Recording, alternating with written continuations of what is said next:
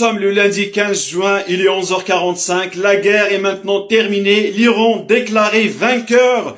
Les annonces se sont multipliées toute la nuit de part et d'autre, je vous dis tout. À 23h30, Trump a déclaré que l'accord avec la République islamique est désormais finalisé. J'autorise pleinement la réouverture du détroit d'Ormuz et parallèlement la levée immédiate du blocus naval américain, a-t-il dit. À minuit 15, la télévision iranienne a relayé l'annonce du vice-ministre des Affaires étrangères iranien Kazem Garibabadi. Ce dernier a dit que l'accord avec les États-Unis instaure la fin immédiate de la guerre et la fin des opérations militaires sur les différents fronts, y compris au Liban. À minuit 25, l'Iran se déclare vainqueur de la guerre déclenchée par les États-Unis et Israël. L'ennemi qui a attaqué pour concrétiser ses intentions malveillantes a vu tous ses objectifs réduits à néant et la République islamique a remporté de grandes victoires dans cette guerre, ont déclaré les Iraniens. À minuit 30, une annonce américaine dit que J.D. Vance et Trump assisteront à la cérémonie de signature qui aurait lieu dans quelques jours en Suisse. À minuit 40, l'Iran annonce que les négociations sur le nucléaire débuteront dans un délai de 60 jours. Et à ce sujet, les Iraniens ont annoncé qu'ils ne lâcheront rien et que la méfiance est de mise. À 1h du matin, Trump rectifie sa première déclaration et annonce que le détroit d'Ormuz n'ouvrira pas tout de suite, mais seulement après la signature. Il a parlé du 19 juin. À 1h05, les forces iraniennes ont déclaré avoir infligé une humiliation aux États-Unis et à Israël. L'Iran a imposé sa volonté divine et d'acier aux ennemis américains et sionistes, ont-ils déclaré, et d'ajouter: il n'avait d'autre choix que d'accepter la défaite et de se rendre. Et enfin, à 1h45, le Royaume-Uni, la France, l'Allemagne et l'Italie se disent prêts à lever les sanctions contre la République islamique. Vive la paix. On écoute. 15 heure française hier soir que le Premier ministre pakistanais annonce la nouvelle. À l'issue de négociations intensives, nous sommes heureux d'annoncer la conclusion d'un accord de paix entre les États-Unis d'Amérique et la République islamique d'Iran. Shehbaz Sharif l'affirme, États-Unis et Iran signeront ce vendredi à Genève une première version de cet accord de paix. Un quart d'heure plus tard, Donald Trump confirme et annonce même la réouverture immédiate du détroit d'Ormuz. J'autorise pleinement et sans restriction l'ouverture du détroit d'Ormuz et simultanément la levée immédiate du blocus naval des États-Unis. Navires du monde entier, mettez vos moteurs en marche, que le pétrole coule à flot. Dans de l'aveu même du vice-ministre des Affaires étrangères iranien, les combats sont terminés. C'est la fin permanente et immédiate de la guerre et des opérations militaires sur tous les fronts, y compris au Liban. Après la signature vendredi, des grands sujets de négociation pourront être discutés. Parmi eux, la question du nucléaire iranien et... Pendant des décennies, les grandes puissances ont construit leur domination sur une idée simple. Une supériorité militaire écrasante garantit la victoire. Mais la guerre qui vient de s'achever entre les États-Unis et l'Iran rappelle une réalité stratégique bien plus complexe, mesdames et messieurs. Lorsqu'un peuple est prêt à absorber les coûts, les pertes et la pression économique pour atteindre un objectif politique, la puissance technologique seule ne suffit plus. L'Iran n'a pas vaincu les États-Unis au sens militaire classique du terme. Les États-Unis restent de loin première puissance militaire mondiale, mais Téhéran a démontré qu'il pouvait rendre le coût d'une confrontation suffisamment élevé pour empêcher l'obtention d'une victoire rapide et totale. C'est précisément ce que l'Ukraine démontre également face à la Russie. La volonté nationale peut parfois compenser un déséquilibre considérable de puissance, mesdames et messieurs. La véritable leçon de cette guerre n'est donc pas que les grandes puissances sont faibles, c'est qu'elles rencontrent aujourd'hui une difficulté croissante lorsqu'elles affrontent un adversaire déterminé à tenir dans la durée. Les missiles, les sanctions et la supériorité aérienne peuvent détruire des infrastructures, mais ils ne suffisent pas toujours à briser une volonté collective. Si l'accord annoncé à Genève est confirmé, mesdames et messieurs, il marquera peut-être la fin des combats, mais il laissera surtout une conclusion stratégique majeure. Au XXIe siècle, la capacité à résister est devenue presque aussi importante que la capacité à frapper. Et cette réalité oblige désormais même les plus grandes puissances à négocier avec ceux qu'elles pensaient pouvoir contraindre. Donald Trump l'écrit en insistant, il l'écrit en majuscule, rouvrir Hormuz à tous. Façon de souligner que le passage maritime doit absolument rouvrir sans condition. Voilà, on parle d'une somme de 20 milliards de dollars qui aurait été convenue en échange d'un arrêt des attaques iraniennes contre les Émirats Arabes Unis. Ils ont acheté la paix. Ils ont acheté la paix. C'est-à-dire ils ont versé 3 milliards de dollars, apparemment selon ce qu'on dit. Déjà débloqués, de sources à Reuters, pour les donner au Pasdaran, ou en tout cas au régime iranien, sur la base de cet accord de cash for calm. C'est une cash for calm, voilà, c'est ça, du cash en échange de la paix. Oui, effectivement, et de toute façon, en fait, les Iraniens ne libéreront pas le détroit d'Ormuz gratuitement. Ouais. C'est ça qui se joue. Si les Américains veulent, et c'est visiblement ce que veut Donald Trump, pouvoir rouvrir le détroit d'Ormuz le plus vite possible au regard des conséquences économiques que ça a, il faudra que Donald Trump passe à la caisse. Trump qui nous jurait qu'il allait asphyxier le régime, et ça en 3 jours. Le résultat, c'est qu'il va devoir passer à la caisse pour réparer ses propres conneries. En tout cas, le faire payer à ses pays alliés. Parce que rappelez-vous un peu les experts de plateau il y a un peu plus de 100 jours. L'Iran va tomber en 72 heures. Leur économie est détruite. Leur armée est obsolète. Résultat aujourd'hui, le régime, lui, est toujours debout et bien en place. Leurs missiles ont tenu tête à l'oncle Sam. Mais la masterclass, c'est qu'ils s'offrent le luxe de dicter les conditions de paix.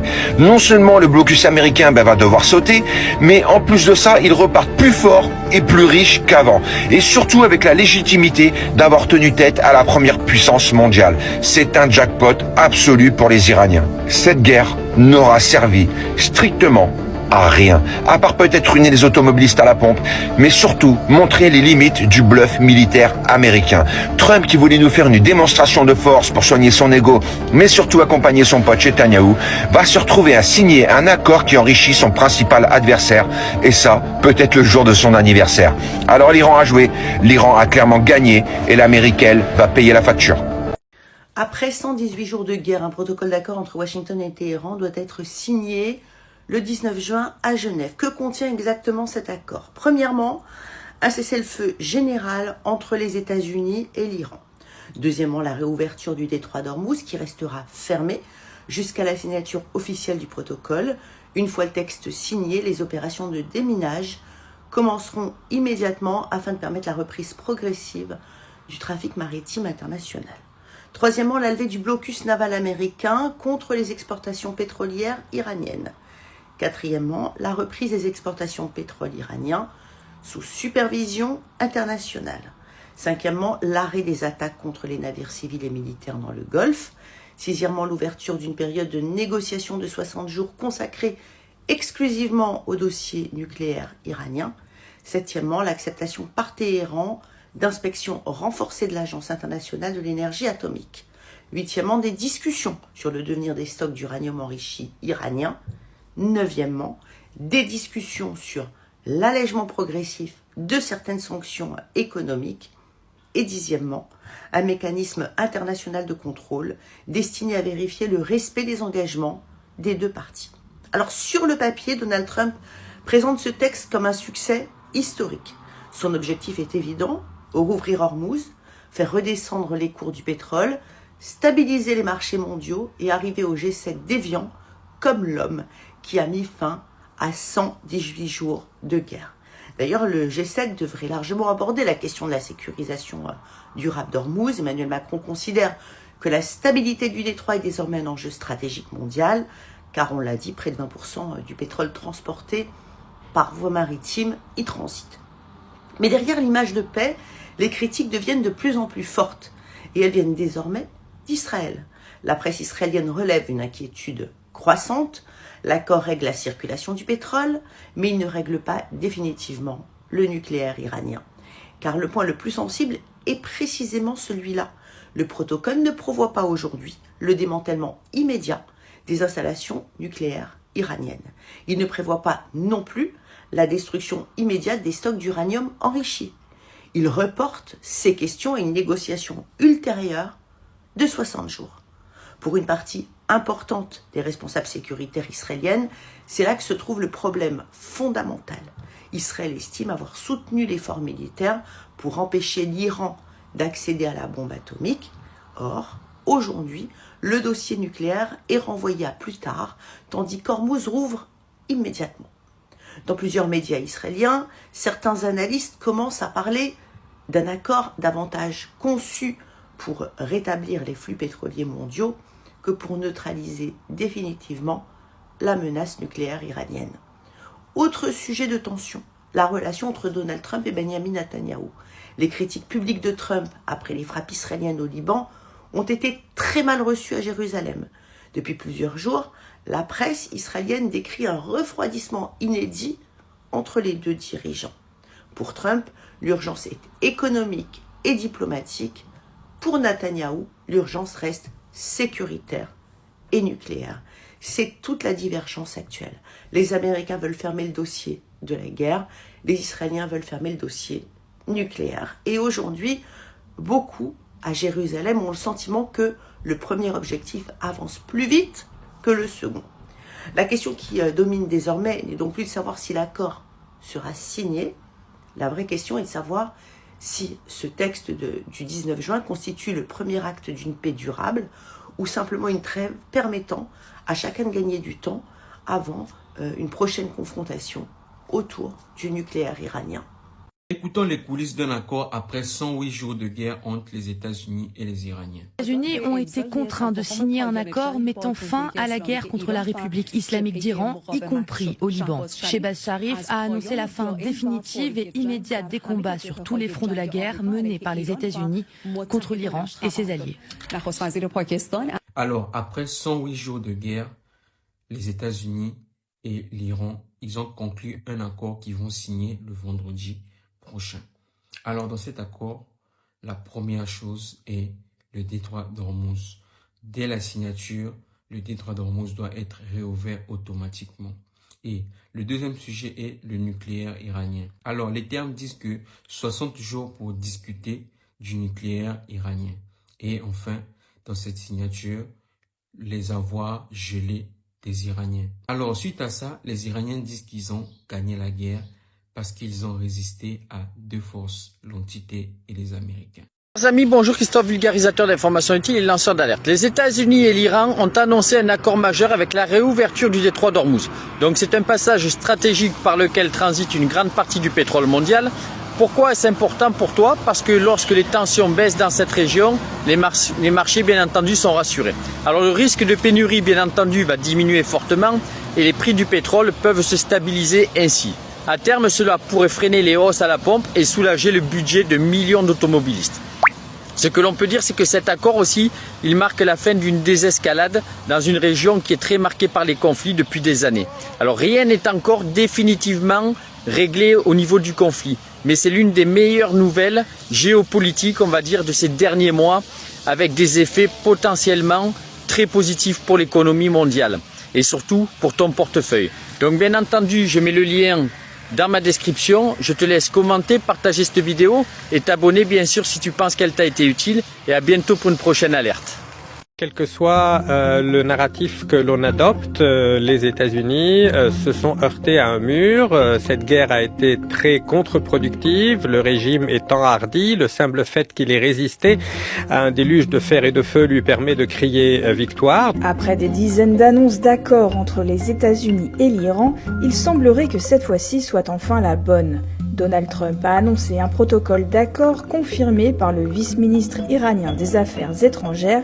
Cet accord devrait être signé ce vendredi à Genève, près d'Évian où se tient le G7 et auquel participe le président américain. Il n'a pas apprécié que Netanyahou, à la dernière minute, tente de torpiller cet accord qui était proche en bombardant Beyrouth le jour de son anniversaire.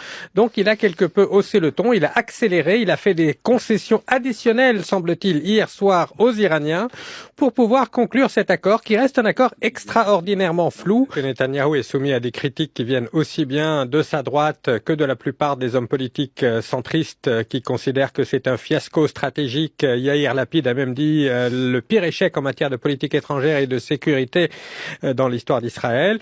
Il est vrai que Netanyahou avait poussé le bouchon un peu trop loin, avait vendu à Trump des objectifs irréalistes et se retrouve aujourd'hui en pleine campagne électorale contraint d'éviter une nouvelle escalade. escalade. Mais Netanyahou, selon les médias américains, aurait déjà indiqué aux États-Unis qu'il ne souhaitait pas cesser ses attaques au Liban et en tout cas certainement pas se retirer du sud Liban. Et c'est là que le bas blesse en politique intérieure libanaise, car si Israël ne se retire pas, cela donne une nouvelle légitimité entre guillemets ou justificatif au Hezbollah pour ne pas remettre les armes. Donc le Liban se retrouve encore une fois otage du jeu des puissances et ne pourra pas se relever. L'accord de paix entre les États-Unis et l'Iran dépend donc de la situation entre le Hezbollah au Liban et Israël. Alors là, il faudra voir si les gardiens de la révolution en Iran ont validé ce deal. L'Iran est devenu une dictature militaire. Les gardiens de la révolution sont aux commandes. S'ils sont en accord avec ce qui a été négocié, ils peuvent très facilement contraindre le Hezbollah à renoncer à ses frappes contre Israël.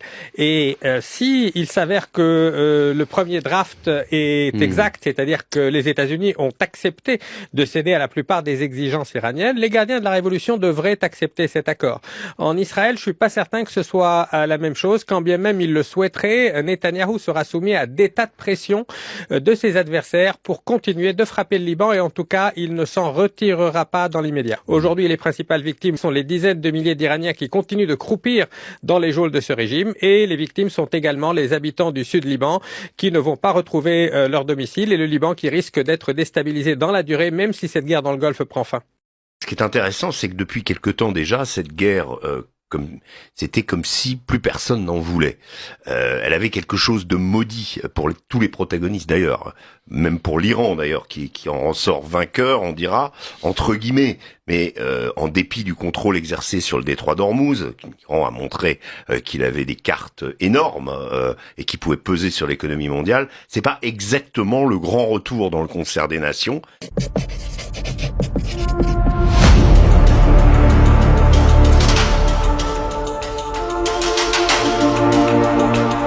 En fait, si t'as pas encore compris la mentalité de Donald Trump, suis cette image, suis son adversaire qui est aujourd'hui, t'as tout compris. On a des images qui nous parviennent en direct, Ulysse Gosset, je voudrais qu'on les commente. On faisait référence à ce qui va se passer ces prochaines heures à la Maison-Blanche. Le président américain qui va donc fêter son anniversaire à la Maison-Blanche avec, en guise de festivité, de célébration, un combat de MMA avec un dôme qui a été installé avec le drapeau américain. Enfin, ces images, elles sont quand même assez lunaires.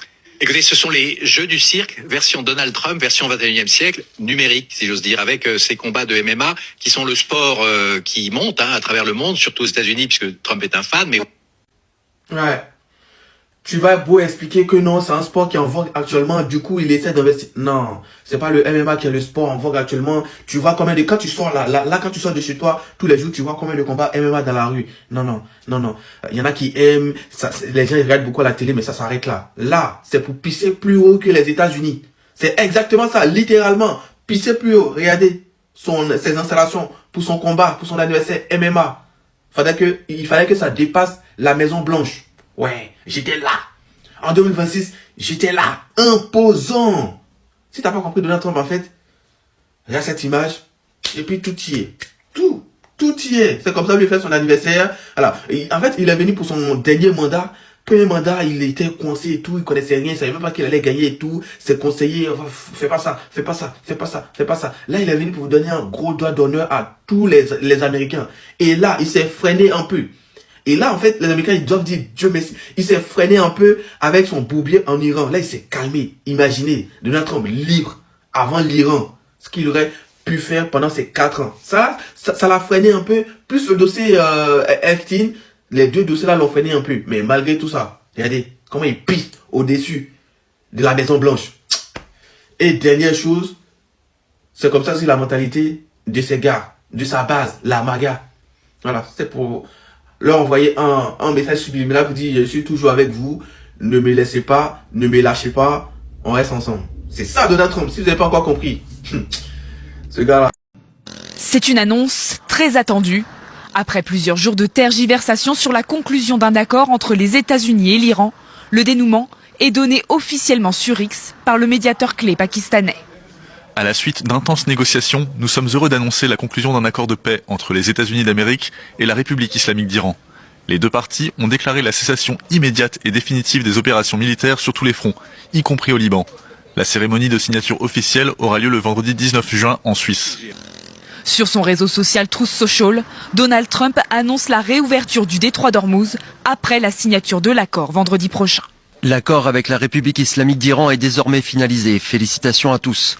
J'autorise par la présente l'ouverture sans péage du détroit d'Ormuz et simultanément la levée immédiate du blocus naval des États-Unis. Navires du monde entier, mettez vos moteurs en marche, que le pétrole coule à flot. De son côté, l'Iran confirme que cet accord met fin immédiatement à la guerre, mais apporte une nuance. Des pourparlers pour un texte final devraient encore avoir lieu dans les 2 prochains mois. Il a été conclu malgré notre totale méfiance envers nos ennemis. Nous avons mis en place des plans spécifiques pour surveiller le respect des engagements des États-Unis au titre de ce mémorandum. Depuis l'entrée en vigueur d'un cessez-le-feu le 8 avril, les négociations entre Washington et Téhéran ont buté sur de nombreux points, comme le programme nucléaire iranien ou encore le contrôle du détroit d'Ormuz. Les dernières frappes israéliennes sur le sud de Beyrouth dimanche matin avaient inquiété Donald Trump quant à la conclusion d'un accord avant la fin du week-end. Prochaine étape, selon le ministre pakistanais, plusieurs réunions cette semaine avant la signature de l'accord prévu en Suisse le 19 juin. Le vice-président américain J.D. Vance a déjà annoncé sa venue. Celle de Donald Trump est également envisagée. Après plusieurs mois de guerre, Washington et Téhéran ont affirmé ce dimanche soir avoir trouvé un accord destiné à mettre fin au conflit, même si le texte final doit encore être signé d'ici quelques jours. Plusieurs points clés ont déjà été dévoilés. D'abord, cessez-le-feu immédiat et la fin des hostilités. Eh bien, les 2 parties s'engagent à mettre fin aux opérations militaires sur tous les fronts, y compris au Liban. Il y a également la réouverture du détroit d'Ormuz. L'Iran autorise à nouveau la circulation de tous les navires commerciaux dans cette voie maritime stratégique par laquelle transite une grande partie du pétrole mondial. Levée du blocus naval américain. Eh bien, les États-Unis s'engagent à mettre fin au blocus imposé au port iranien. Autre point, l'allègement des sanctions économiques. Washington suspendrait certaines sanctions, notamment sur les exportations pétrolières iraniennes, avec l'objectif d'une levée plus large après un accord définitif. On parle aussi du déblocage des avoirs iraniens gelés. Entre 24 et 25 milliards de dollars d'avoirs iraniens bloqués à l'étranger pourraient être progressivement restitués à Téhéran.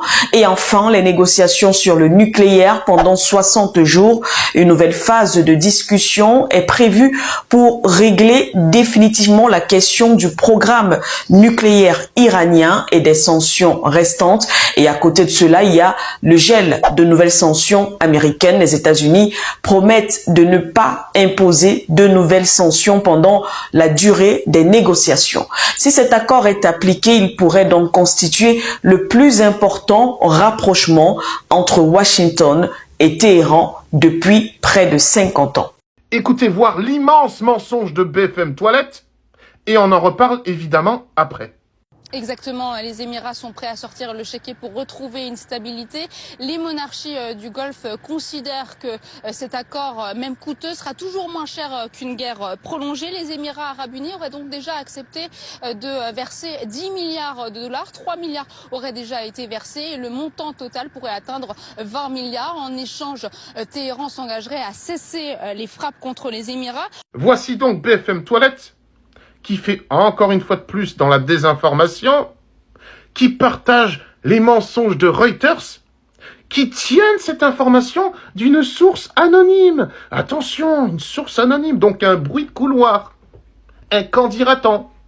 Et quand tu poses la question aux principaux intéressés, c'est-à-dire aux Émirats arabes unis et à l'Iran, eh bien, ils ne sont pas au courant. Ils ne sont pas au courant. Et d'ailleurs, les Émirats arabes unis ont démenti formellement cette information entre guillemets. Donc les gars, faites preuve un peu de professionnalisme pour une fois, parce que finalement, on est obligé de faire votre travail. Mais en fait, Trump, il est trop démoniaque, c'est pas une dinguerie. Donald Trump aurait proposé une aide financière importante à l'Iran pour éviter une attaque contre Israël. L'Iran aurait rejeté l'offre et affirme qu'un quiconque attaque des enfants du Liban recevra sa punition. Mais c'est pas tout, vous voulez savoir, il lui a proposé combien, Donald Trump ? L'Iran a refusé 12 milliards de dollars en échange de sa décision de ne pas attaquer Israël. Voilà. Voilà donc ces dernières 24 heures. Moi je trouve que l'Iran a tout à fait raison. En plus, dites-vous que, je ne sais pas si vous êtes au courant, mais que l'équipe iranienne est venue jouer aux États-Unis, d'accord? L'équipe nationale iranienne de football est arrivée à Tijuana avant la Coupe du Monde. Selon l'ambassadeur iranien au Mexique, les joueurs ne pourront rentrer aux États-Unis que les jours de match et devront quitter le territoire le jour même. Bravo Trump, bravo pour ta... Bref. Des fois, je vois des choses, j'ai plus les mots en fait. J'ai plus les mots. En fait, Donald Trump, c'est un dictateur en fait. On n'a rien à lui dire à celui-là. En tout cas, même Macron a pris de la distance avec lui. Je sais pas si vous avez vu. Hein, on se demande pourquoi. Toute sa vie perdue, tous ses espoirs perdus. On parle que de pétrole.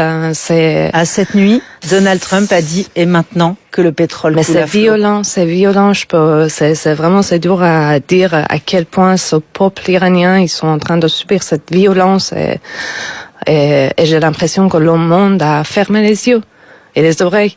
On passe par un massacre immense jamais vu dans l'histoire d'Iran mois de janvier et c'est repris par une guerre. Quand même violence, c'est une guerre quand même.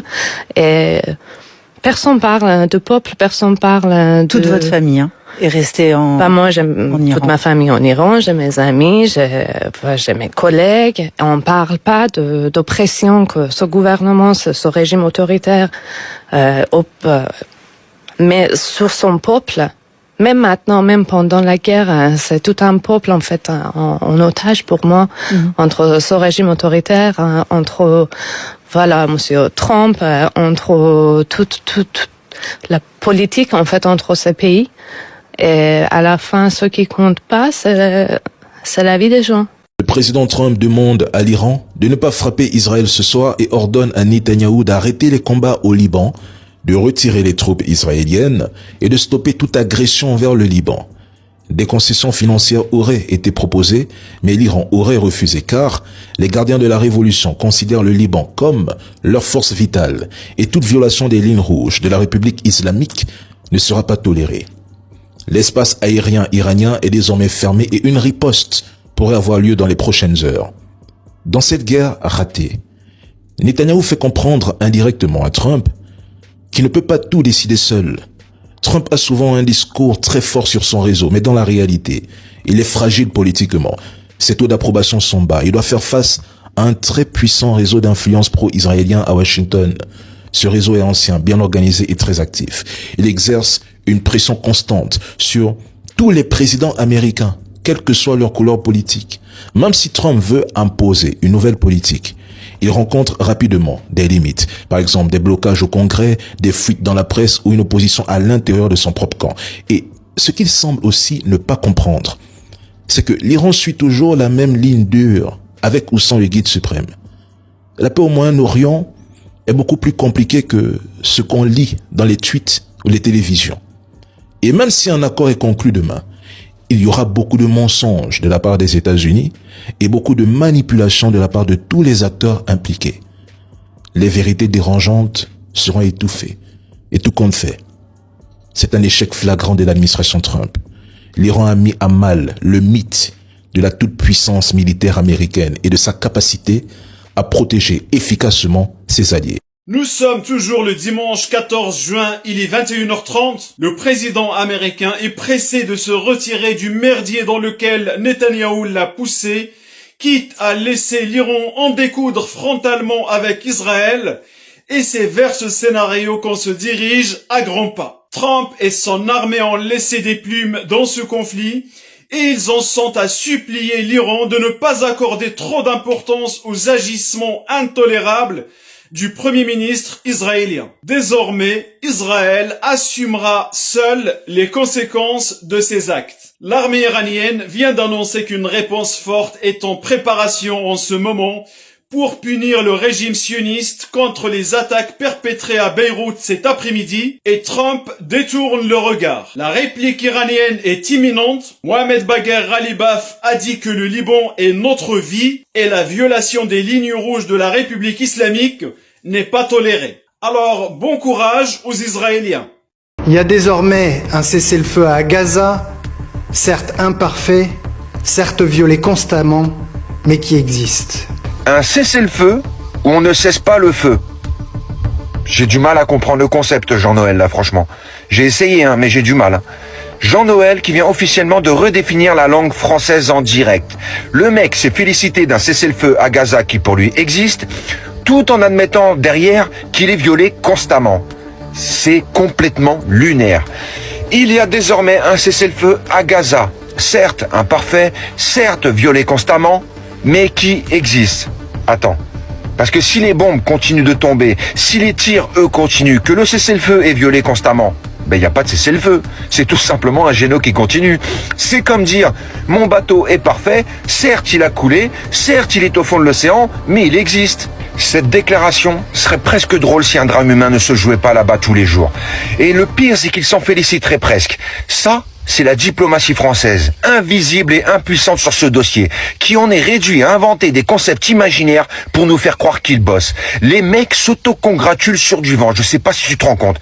Et tout simplement le dictionnaire de la com Macronie, si on change la définition des mots pour masquer leur échec de leur politique internationale.